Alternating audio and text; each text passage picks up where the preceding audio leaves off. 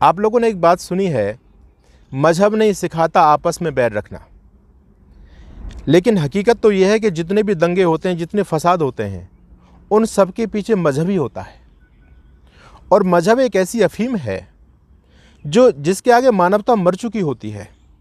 आज भी जितना भी समाज में घृणा द्वेष फैला हुआ है, समाज जो विघटित हो रहा है, समाज को तोड़ा जा रहा है, उसके पीछे भी मजहब ही है। जी हाँ, मैं आपके सामने एक घटना का जिक्र करने जा रहा हूँ और वो घटना भी कल की घटना है। उत्तर प्रदेश में गाज़ियाबाद एक ज़िला है और गाज़ियाबाद ज़िले का एक कस्बा है लोनी। उस लोनी के अंदर एक बहुत बड़ा षड्यंत्र किया गया हिंदुत्व को बदनाम करने का, योगी जी को बदनाम करने का। क्योंकि अगले वर्ष उत्तर प्रदेश में चुनाव होने वाले हैं, तो योगी जी के काम को देख करके, क्योंकि योगी जी के काम की गूंज केवल भारत देश तक नहीं, अमेरिका तक है, विदेशों तक है। तो विधर्मी जो अपने नालायक लोग, जो पार्टी वाले लोग हैं, उन लोगों को ये चिंता है कि हमको गद्दी कैसे प्राप्त हो। तो उन लोगों ने एक जानबूझ करके एक षड्यंत्र किया और षड्यंत्र ये था कि 4 मुसलमान लोगों ने एक मुसलमान को पकड़ लिया, उसकी बड़ी बड़ी दाढ़ी थी, और उस मुसलमान को पकड़ करके पीटने लगे, उसकी दाढ़ी को खींचने लगे, उसकी दाढ़ी को बनाने लगे और कहने लगे कि तुझको भारत माता की जय बोलनी पड़ेगी, बोल जय श्री राम के नारे हमारे साथ में लगा, वंदे मातरम कहना पड़ेगा, पाकिस्तान मुर्दाबाद बोलना पड़ेगा, दुर्गा माता की जय बोलनी पड़ेगी। इस प्रकार के अनेक नारे उस मुसलमान व्यक्ति के द्वारा लगवाए गए और उसको पीटते भी रहे, उसकी दाढ़ी भी काटी, उसके बाल भी खींचे। ये सारी घटना घटित हुई। और आप लोग जानते हैं, जब ये घटना, क्योंकि ये पहले से ही पूरा षड्यंत्र था, जब ये सारी की सारी घटनाक्रम घट गया, उसके बाद सोशल मीडिया के ऊपर एक भूचाल आ गया कि हिंदुत्ववादी लोग कितने ज़्यादा गिरे हुए हैं कि एक मुसलमान वृद्ध को पकड़ करके उसकी पिटाई कर रहे हैं और उससे ज़बरदस्ती जय श्री राम बुलवाया जा रहा है, भारत माता की जय बुलवाई जा रही है, और भी बहुत सारे नारे उसके द्वारा लगवाए जा रहे हैं। ये सब कुछ चला और बहुत सारे जो बिकाऊ मीडिया वाले हैं, बिकाऊ चैनल हैं, उन लोगों ने भी इस बात को बहुत प्राथमिकता से दिखाया, क्योंकि ज़्यादातर ये चैनल वाले जितने भी हैं, सारे के सारे बिकाऊ हैं, सारे के सारे हिंदुत्व विरोधी हैं। राष्ट्र विरोधी जितनी भी गतिविधियां हैं, उन गतिविधियों में प्रायः चैनल वाले सबसे पहले भाग लेते हैं। लेकिन जहां राष्ट्र की अस्मिता की बात होती है, उन गतिविधियों को, उन खबरों को बहुत ही कम गिने चुने 4-5 चैनल दिखाते हैं, बाकी कोई चैनल नहीं दिखाता। तो उन चैनल वालों ने भी इस घटना को बहुत ज़्यादा तूल दिया। योगी जी को बदनाम करने का षड्यंत्र था, भाजपा को, मोदी जी को बदनाम करने का षड्यंत्र था। लेकिन जब पोल खुली तो पता चला उस व्यक्ति की पिटाई तो हुई, लेकिन उस व्यक्ति की पिटाई हिंदुओं के द्वारा नहीं हुई, वो भी 4 मुसलमान लोग थे जिनको गिरफ्तार किया गया है। अब आप देखिए, एक तरफ आप कहते हैं कि मजहब नहीं सिखाता आपस में बैर रखना, ये सब क्या हो रहा है? मजहब के नाम तो हो रहा है। एक मजहब दूसरे मजहब को बदनाम करना चाहता है और कितने बड़े स्तर पर योजनाएं चल रही हैं। ऐसी एक योजना नहीं है। अभी आप लोगों ने देखा, कोरोना आया और कोरोना में बहुत सारे लोगों की मृत्यु हुई। अभी ग्वालियर की घटना है, मध्य प्रदेश की, एक व्यक्ति ने क्रिश्चियनिटी को स्वीकार किया, वो ईसाई बन गया और उसकी माँ का निधन हो गया कोरोना काल में। कोरोना से उसकी माँ की डेथ हो गई। उस व्यक्ति ने अपनी माँ का अग्नि संस्कार करने से मना कर दिया। वो कहता है कि मैं क्रिश्चियन हूँ और हम क्रिश्चियन लोग हिंदू रीति रिवाज के अनुसार कोई अग्नि संस्कार नहीं कर सकते। ये माँ तो हिंदू थी, मैं क्रिश्चियन हूँ। जिस दिन मैं क्रिश्चियन बना था उस दिन ही मेरा से संबंध कट गया था। ये मेरी माँ नहीं, अगर मेरी माँ होती तो मेरे साथ इसको क्रिश्चियन बनना चाहिए था। वो क्रिश्चियन नहीं बनी, वो हिंदू रही और उसका बेटा क्रिश्चियन बन गया। अब देखिए, ये जो विधर्मी लोग हैं, ये जो मजहबी लोग हैं, इनकी मानसिकता कितनी ज़्यादा गिर जाती है। उसके सामने मजहब सब कुछ है, माँ का रिश्ता कुछ भी नहीं। जिस माँ ने 9 महीने तक उस इंसान को अपने गर्भ में रखा और गर्भ के बाद उसका लालन पालन किया, उसके मलमूत्र की शुद्धि की, उसको बहुत अपना छाती का दूध पिला करके उसका लालन पालन किया, उस शख्स ने जब अपना मजहब चेंज किया तो माँ के साथ क्या बर्ताव हुआ आप देख लीजिए। माँ का अग्नि संस्कार करने से मना कर दिया। फिर उसकी जो बहन थी वो बहुत दूर थी, 1100 किलोमीटर दूर से उसकी बहन को बुलाया गया, तब उस वृद्धा का अग्नि संस्कार हुआ। मैं आपको ये बताना चाहता हूँ, ये मजहबी मानसिकता कहाँ समाज को लेकर के जा रही है।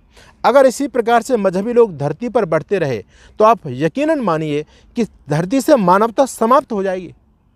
ये एक बहुत बड़ी झूठ बोली जाती है हम लोगों से कि हम लोगों को ये बोला जाता है कि मजहब नहीं सिखाता आपस में बैर रखना। अरे सारे की झगड़े की फसाद तो मजहब ही है। एक नौजवान मदरसे से शिक्षा लेकर के आता है और जब शिक्षा लेकर के आया तो उसने अपनी अम्मी को, अपनी माँ को बोला कि माँ, मैंने सुना कि जब मैं छोटा था तो किसी काफिर स्त्री ने मुझको अपना दूध पिलाया था। माँ ने कहा हाँ पिलाया था। तो उसने कहा कि मैं उस काफिर स्त्री के दूध का कर्ज चुकाना चाहता हूँ, वो कहाँ मिलेगी मुझको। तो उसकी माँ ने बता दिया कि उसका ये नाम है और वो हिंदू महिला है और तू कर्ज चुकाना चाहता हो, चुका, मुझे कोई आपत्ति नहीं है। वो नौजवान, देखिए किस प्रकार की शिक्षा, किस प्रकार की मानसिकता इनकी होती है। वो नौजवान उस हिंदू महिला के पास में जाता है और उससे पूछता है कि मैंने सुना कि बचपन में आपने मुझे अपना दूध पिलाया। वो कहती है हाँ पिलाया था दूध। तो उसने कहा कि मैं आपने जो दूध पिलाया उस दूध का कर्ज उतारना चाहता हूँ। तो उस महिला ने कहा कैसे कर्ज उतारोगे। तो इसके लिए उस नौजवान ने कहा कि आपको मुसलमान बनना पड़ेगा, आप मुसलमान बनेंगे तो मैं आपके दूध का कर्ज उतार पाऊंगा। उसने मुसलमान बनने से मना कर दिया कि मैं मुसलमान क्यों बनूं, क्या ज़रूरी है क्या दूध का कर्ज उतारना, मैंने दूध पिला दिया, इसका क्या कर्ज होता है। लेकिन वो इतना धर्मांध व्यक्ति था, इतना मतांध व्यक्ति था, उसने कहा आपको मुसलमान बनना पड़ेगा, आप मुसलमान बनती हैं या नहीं बनती हैं, मैं आपके कर्ज को भी अपने सिर पर नहीं सहन कर सकता, कर्ज तो मुझे उतारना है लेकिन आपको मुसलमान बना करके उतारना है। उस हिंदू महिला ने मुसलमान बनने से इंगीकार कर दिया, मना कर दिया। और आप लोग जानते हैं उस मतांध व्यक्ति ने उस हिंदू महिला की हत्या कर दी। और वो कहता है कि नालायक, हरामखोर, तू क्या समझती है, तू ये समझती है कि हिंदुत्व का दूध इस मुसलमान नौजवान ने पी लिया तो क्या हिंदुओं के प्रति, इसके प्रति सहनशीलता की भाव आ जाएगी, हिंदुओं के प्रति इसके मन में उदारता के भाव आ जाएंगे, ऐसा तू सोचती होगी। उसने उस महिला की हत्या कर दी और जब वापस अपने घर लौट कर के आया तो उसने अपनी माँ की भी हत्या की।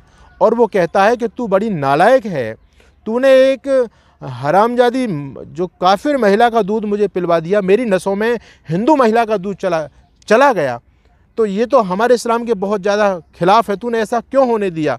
उस मतांध व्यक्ति ने अपनी माँ की भी हत्या की। आप लोग जानते हो उस व्यक्ति का नाम क्या था। वो बहुत बड़ा आतंकवादी व्यक्ति था, उसने अनेक राजाओं का वध किया और वो तैमूर लंग के नाम से इतिहास में प्रसिद्ध हुआ। तो ये सब कुछ क्या हुआ, ये भी मजहबी मानसिकता का दुष्परिणाम है। तो मैं ये बताना चाहता हूँ कि हमारे भोले भाले हिंदू लोग, जो लोग इस बात को मानते हैं कि सारे मजहब एक जैसे होते हैं, सारे मजहब प्रेम की बात करते हैं, सारे मजहब घृणा को दूर करने की बात करते हैं, ये आपकी गलतफहमी है। केवल सनातन धर्म, मजहब तो कोई भी प्रेम की बात नहीं करता, ये हकीकत मैं आपके सामने बयां कर रहा हूँ, ध्यान से सुनिए मेरी बात को। जितने भी धरती पर मजहब हैं वो सारे मजहब एक दूसरे को नीचा दिखाने के लिए तो बने हैं। अगर उनकी इसी प्रकार की उदात्त भावना होती, सबको साथ लेकर चलने की भावना होती, प्रेम की भावना होती, तो मजहब बनते ही क्यों।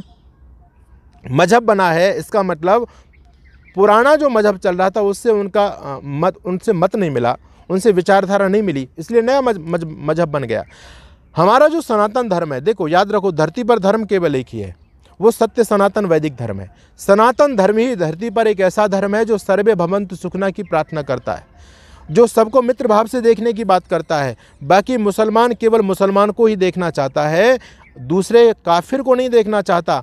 कि ईसाई केवल धरती पर ईसाई को देखना चाहता है, दूसरे मजहब वाले व्यक्ति को नहीं देखना चाहता। तो ये बात बिल्कुल झूठी है कि मजहब नहीं सिखाता आपस में बैर रखना। वास्तविकता तो यही है कि जितने भी फसाद हो रहे हैं, जितने झगड़े हो रहे हैं, किसी को देख लो, अभी गाजियाबाद में अर्थला कांड हुआ, बेंगलुरु में दंगे हुए, दिल्ली में दंगे हुए, कश्मीर में दंगे हुए, ये सारे जो दंगे हुए इनके पीछे क्या था, क्या इनके पीछे मजहब नहीं था।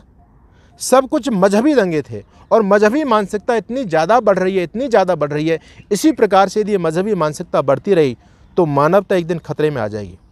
मजहबी मानसिकता इतनी कट्टर होती है कि इस मानसिकता के आगे सारे रिश्ते बौने हो जाते हैं। एक बात मैं आपको और बताना चाहता हूँ, ऐतिहासिक दस्तावेज आपके सामने प्रस्तुत कर रहा हूँ। आपने महात्मा गांधी का नाम सुना, आप उनको बहुत सम्मान देते हैं। महात्मा गांधी के बेटे का नाम था हरीलाल गांधी। उनके बारे में भी हो सकता है जो प्रबुद्ध लोग हैं उन्होंने सुना होगा। हरीलाल गांधी मुस्लिम बन गए थे, उन्होंने मुसलमान धर्म को स्वीकार किया। जब वो मुस्लिम बन गए तो ये जो मैं बात आपके बीच में बताने जा रहा हूँ, ये हकीकत है, ऐतिहासिक दस्तावेज है, सच्चाई है ये। जब हरीलाल गांधी मुसलमान बन गए तो हरीलाल गांधी की एक 8 साल की बेटी थी जिसका नाम था मनु। मनु मुसलमान नहीं बनी, हरीलाल गांधी मुसलमान बने। मौलवी जब हरीलाल गांधी के घर में आए, अब्दुल्ला उनका नाम हो गया, मौलवी अब्दुल्ला के घर में आया, यानी हरीलाल गांधी के जब घर आया, और मौलवी ने जब उसकी 8 साल की बेटी को देखा, बेटी बहुत सुंदर थी, बेटी को देख करके मौलवी ने कहा कि अब्दुल्ला, ये तुम्हारी जो बेटी है इसने इस्लाम स्वीकार किया या नहीं किया।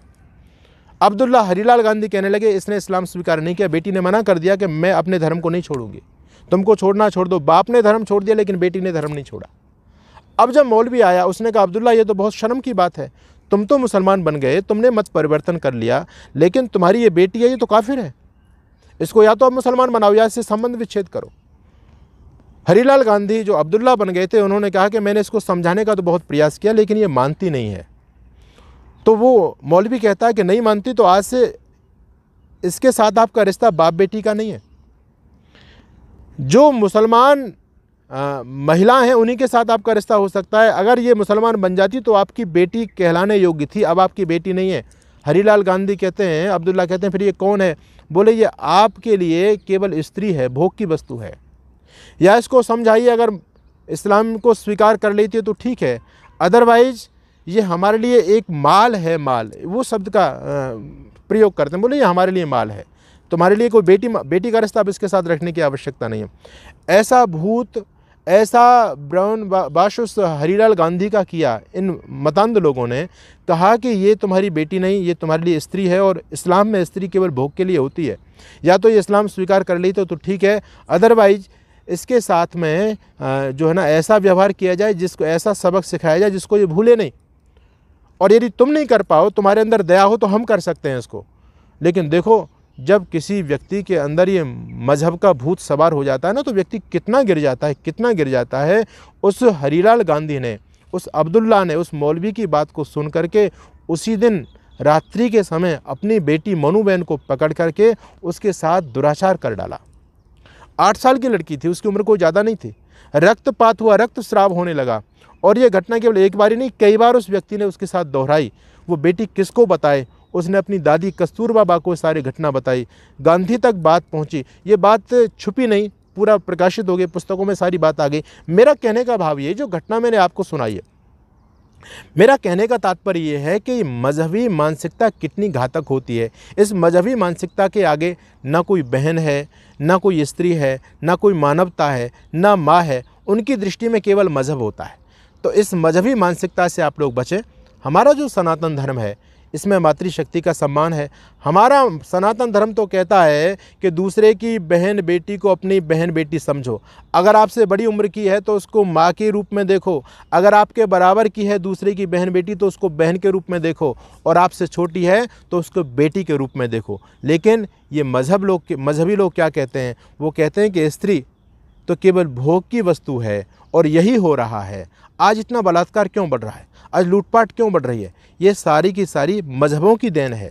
जिस समय इस धरती पर सत्य सनातन वैदिक धर्म था, उस समय कोई चोरी नहीं थी, उस समय कोई व्यभिचार व्यक्ति नहीं होता था, उस समय दुराचार नहीं होते थे, उस समय बलात्कार नहीं होते थे। लेकिन आज की स्थिति आप देखो, महिलाओं की बात तो छोड़ दो, अब पशु भी सुरक्षित नहीं है, पशु भी सुरक्षित नहीं है। आप लोग देखते हैं मीडिया में छपता है, कभी किसी ये जो मजहबी लोग हैं किसी बकरी तक को नहीं छोड़ते, तो स्त्री को क्या छोड़ेंगे?